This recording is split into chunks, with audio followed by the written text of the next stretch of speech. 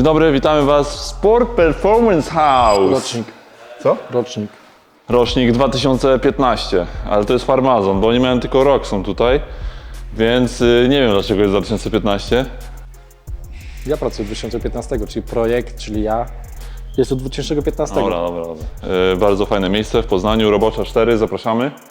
Czy nie zapraszamy? Już go nie W sumie zobaczycie. Piotrek nie ma miejsc za bardzo w kalendarzu, ale... Zobaczycie, właśnie się zwolniło miejsce. Ale zapraszamy. Dzisiaj będziemy robić testy. Zobaczymy, w którym miejscu jesteśmy rehabilitacji, ile mi jeszcze brakuje, co mi brakuje i później te testy też będziemy wysłać do mojego klubu, żeby zobaczyli sobie w moim klubie, jak to wygląda. Ja chyba za jakiś czas też będę leciał do Holandii, żeby sprawdzili wszystko. No i co? I będziemy właśnie sprawdzać, nad czym trzeba bardziej pracować, nad czym trochę mniej. Wiadomo, że trzeba pracować, bo to nawet ja sam czuję, że jest różnica pomiędzy nogami, ale zobaczymy, jak ona jest duża i w których momentach ona jest największa, a jak to się dzieje i co my będziemy robić, to już powie Wam Piotrek. Cześć, witam Was ponownie z tej strony Gatuno. Dzisiaj opowiem Wam troszeczkę o dniu testowym, w którym wykonaliśmy dla Pawła pomiary na platformie Forceplate oraz na dynamometrze, które będą dla nas drogowskazem na najbliższe tygodnie. Dzięki dobrej współpracy z klubem Pawła mamy wyniki jego testów sprzed kontuzji, ponieważ w klubie Pawła pomiary robi się regularnie, raz w tygodniu z wykorzystaniem również tej samej technologii, co w późniejszej perspektywie pomoże nam sprawdzić, czy doprowadziliśmy Pawła do takiej samej formy, w której był przed kontuzją lub wyższej. No dobrze, ale czym jest platforma Forceplate? Czasami w żarcie mówi się, że to jest taka bardzo droga waga, aczkolwiek platforma mierzy siłę reakcji w podłoża w czasie rzeczywistym. Pozwala na precyzyjną ocenę parametrów biomechanicznych, takich jak balans, symetria obciążania czy siła generowana w różnych fazach ruchu. Dzięki wysokiej częstotliwości próbkowania umożliwia dokładną analizę deficytów siłowych oraz asymetrii, co jest kluczowe w procesie rehabilitacji. Dzięki precyzyjnym pomiarom można monitorować progresję i dostosować program do aktualnego stanu zawodnika. Na początek rozpoczęliśmy od mierzenia balansu w pozycji jednonóż oraz na dwóch nogach w celu oceny stabilności statycznej oraz dynamicznej w różnych warunkach obciążenia. Ponieważ deficyt balansu może wskazywać na osłabioną propriocepcję oraz brak kontroli nerwowo-mięśniowej. Zejdź sobie na dół. I stój. Czuję się jak Adam Małysz-Willingen. Stop. No na lewej jest troszeczkę bardziej na przodostopiu, a na prawej na tylnym napięcie bardziej, nie? Na ten moment. Nie ma jakichś mocnych wychyleń, jakby nie przynosi jakoś mega mocnych ciężarów, przynajmniej tego tak mocno nie widać. Tak samo nacisk na platformę jest dość równy, jeśli chodzi o dwie nogi, nie? Tam jest różnica na poziomie z 8%, to jest spoko. Założenie jest takie, że chcemy, żeby być jak najbliżej środka, bo u Pawła nie ma jakichś takich dużych wychyleń. Może być gorzej z zamkniętymi oczami. Stop, na pewno będzie gorzej, ale to normalne, coś jest normalne. Tylko u zdrowej osoby też będą duże wychylenia. Ja ogólnie nawet jak mamy, nie wiem czy to widzę w testach, ale ja czuję się stabilnie na prawej nodze. Ale jesteś bardzo stabilny. Bo moja prawa noga jest jakby moją postawną, nie? Mimo że jest ona operowaną, to ja nie czuję żadnej niestabilności w tym momencie, nie? Będą mnie musieli nauczyć wyprowadzać prosty cios, Nie ma problemu. bo ja się nie umiem bić. No nie ma problemu. Piotrek umie? Bo tu widzowie nie wiedzą. Piotrek, czy umie się bić? On tylko mówi, że umie się bić, a Są takie legendy, że je umiem. jak starzy piłkarze mówią, że oni to grali, nie? No to tutaj stary fighter też mówił, on to się bił, a nikt nie widział. Albo nikt nie pamięta już. No, mamy chłopaka, który gra na poziomie, kurde, nie wiem, 4. lub 5. liga. Był u mnie z 3 tygodnie temu Adrian, pozdrawiam w ogóle Adriana, który wszedł i mamy tutaj przetestowane z 250 osób, z czego jest duża część piłkarzy grając na bardzo wysokim poziomie. Chłopak gra na jakimś takim niższym poziomie, na co dzień pracuje w biurze, czyli ma gdzieś 3 treningi w tygodniu plus ma pracę siedzącą i zniósł z planszy wszystkich nam. We wszystkich parametrach, nawet do tego stopnia, że nie wiem, waty na kilogram masy ciała, czyli jak generuje watów, no to dobry wynik to jest 65, u nas najlepsi to jest 75, 96 wykręcił, dla przykładu, nie? Breaking RFD, czyli tam powiedzmy umiejętności hamowania, tak w dużym uproszczeniu, no to dobry wynik to jest 20, 30, 6, prawie 70 tysięcy wykręcił, nie? Chłopaczek, gdzie drugi po nim miał dopiero 45. Po prostu no, parametry na sprintera. nie? Kiedyś grałem jeszcze, w sumie nie wiem czy to mogę powiedzieć, ale no grałem jeszcze w Górniku i kiedyś przyszedłem właśnie przed treningiem, jako pierwszy i trener siedział. No i nie będę mówił na temat jakiego piłkarza, ale było właśnie mi pokazuje Paweł, zobacz, nie? I tam wszystkie jego statystyki biegowe, sprinty, ilość przebiegniętych kilometrów, jak szybko biega i wszystko i mówi, Paweł, zobacz, to To jest na Ligę Mistrzów. A wiesz, jaki jest problem? On nie potrafi grać w piłkę. Ja mogę spowodować to, że będziesz dobiegał szybciej do piłki, ale jak zdecydujesz, w którym momencie pobiegniesz, to już nie jest moja robota, więc sama reakcja nie jest moją pracą.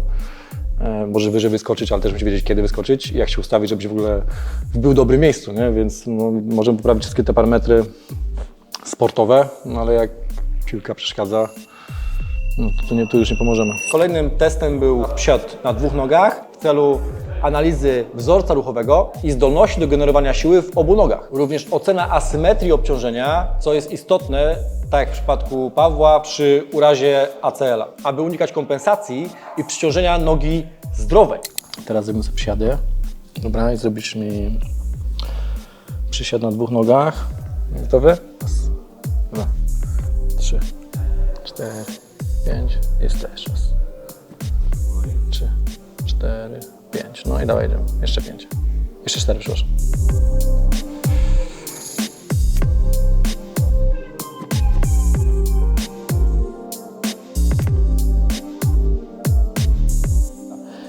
Robimy IMTP, czyli musimy się przenieść z platformą, wszystko.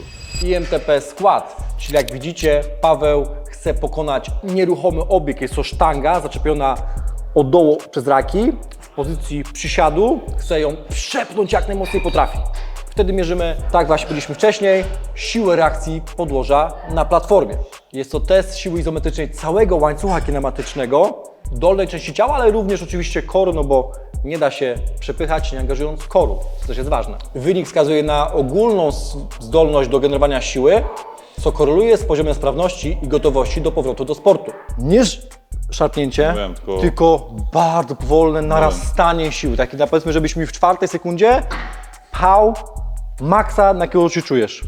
Kor mocno, tu zastan napięty i wszystko co masz. I teraz tak, wbijasz stopy mocno w podłoże, kor, wszystko, ty się bardziej odpychasz się od ziemi niż pchasz się w górę, dobra? Bo często jak pchasz się w górę, to już wychodzi bardziej tułów, a tu masz się, jakbyś chciał się przebić nogami przez tą deskę. Tak. Dobra, i teraz nie starasz się być symetryczny, tylko to w ogóle to nie myślisz, tylko generowanie mocy to jest ważne dla nas, tak? Czyli nie myślę o tym, żeby tu wypchać, Tylko, że wbicie w ziemię, a poprzez transfer na korze, czyli sztywny kor, idziesz w górę, dobra? No to kor jest sztywny. Gotowy, czy nie? Teraz. Dobra. Okej. Teraz.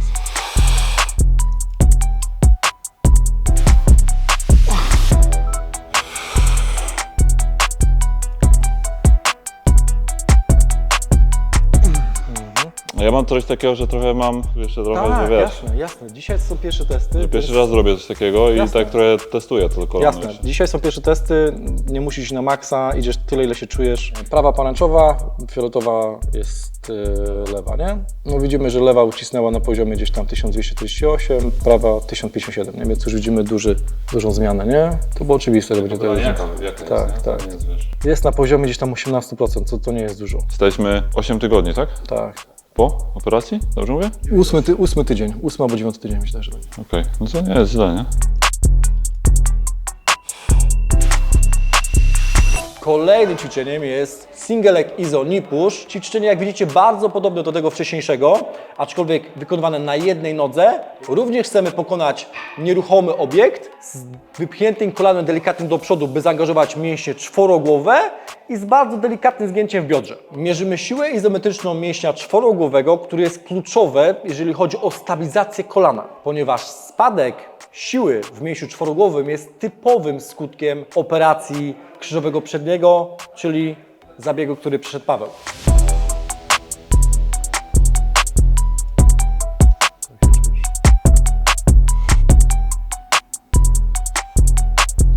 Fajnie pokazane, jak właśnie ty chciałeś w ogóle przycisnąć tą prawą, a ją w ogóle odcięło, nie? Że ważone jakby tu idą w miarę równo i łup, odcinam totalnie już tutaj, nie?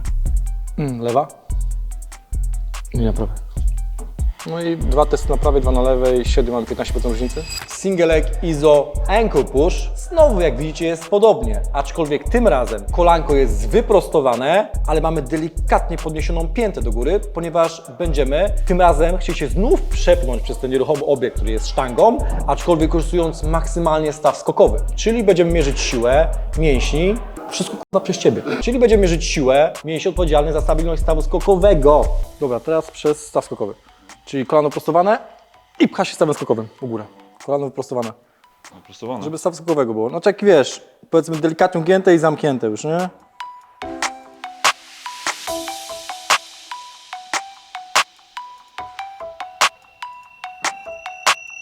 To, że chłopaki posiadają taką platformę u siebie i to, że ja w klubie, znaczy mój klub ma praktycznie identyczną, bardzo pomaga we współpracy pomiędzy chłopakami tutaj a moim klubem.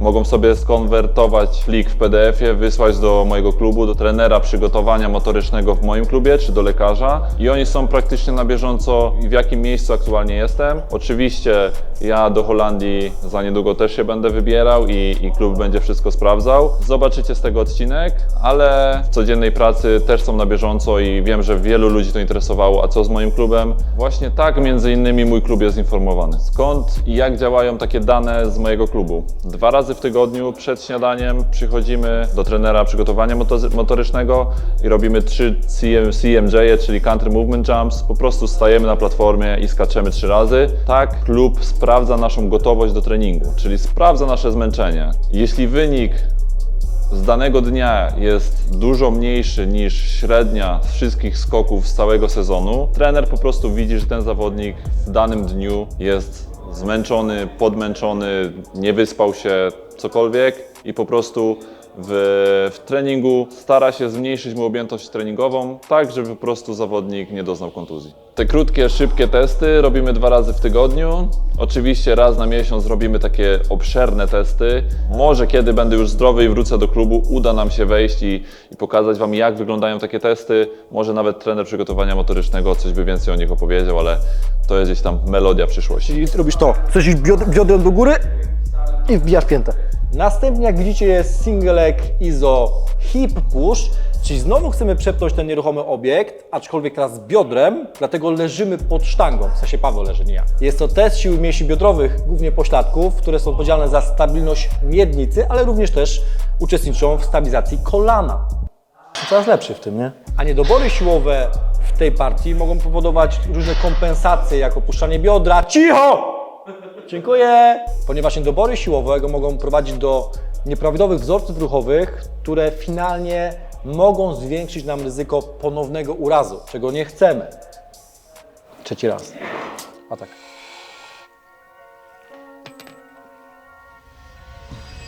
Standing single leg hamstring push, czyli pomiar siły grupy kulszowo-goleniowej.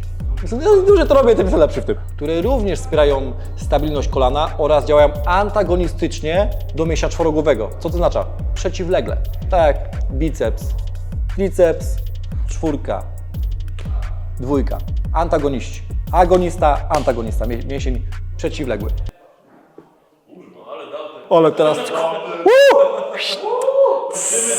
Jest to kluczowy test dla kontroli hamowania siły ekscentrycznej, ponieważ generalnie podczas sprintu 2 raczej pracuje ekscentrycznie, gdy biegniecie i noga chce się wyprostować, 4 ją prostuje, a 2 chce ją wyhamować. Jeżeli jest za słaba, robicie overstrike, czyli noga leci za daleko przed środkiem ciężkości i zamiast przyspieszać, hamujecie. Co jest istotne dla redukcji ryzyka ponownego urazu.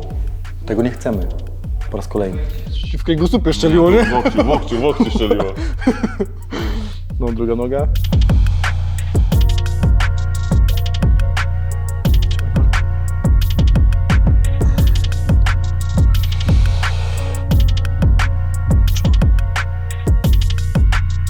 Dobra. Kurwa.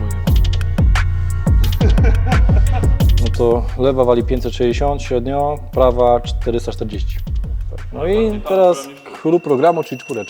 Jak widzicie w kolejnym teście, premierę ma Dynamomet. To jest ta kostka czarna, na której wykonamy single leg knee extension, czyli wyprost mięśnia czworogłowego na maszynie, ale również izometryczny, czyli kolano nie będzie pracowało, tylko w statycznej pozycji będzie generował maksymalne napięcie. Pozwoli nam to ocenić różnicę między kończynami oraz progresję w odbudowie siły mięśniowej. Tak, to jest Harking Dynamics i to jest True Strength, czyli taki zaawansowany dynamometr, który pozwala nam i ciągnięte ruchy i ściskane mierzyć. W dużym uproszczeniu. O, i tu będziemy sobie mierzyć właśnie siłę czworogłowego. To się to różni, bo ty nie możesz mi puścić napięcia. Tu się zamykasz, chwyta się tych rączek, dupę wciska do środka, żeby się dupskie nie podnieść do góry. I teraz będziesz widział wykres. To jest pretensja. Teraz musimy zejść pod to, jak czujesz, że jest kolejne powtórzenie, zejdziesz pod linię i teraz zaczynasz drugie powtórzenie. Czyli każdy zejdzie pod linię i będzie kolejne powtórzenie. Mamy 3 powtórzenia, dobra? Delikatne napięcie i jak jest zejście, to luzujesz, ale nie puszczasz napięcia cały czas, dobra? Gotowy? Rośnie? Gaz. Jak czujesz, że nie możesz, schodzisz, zdecydowanie zejdź i znowu hop, a tak. Zejdź zdecydowanie, tylko nie poluzuj zupełnie. I atak. Dobra. Mocno, zgałeś, jest. Tu będzie duża różnica. Ja to czuję, że tu będzie duża różnica, Manuś. No, 40% różnicy w Peak Force, czyli w sile maksymalnej.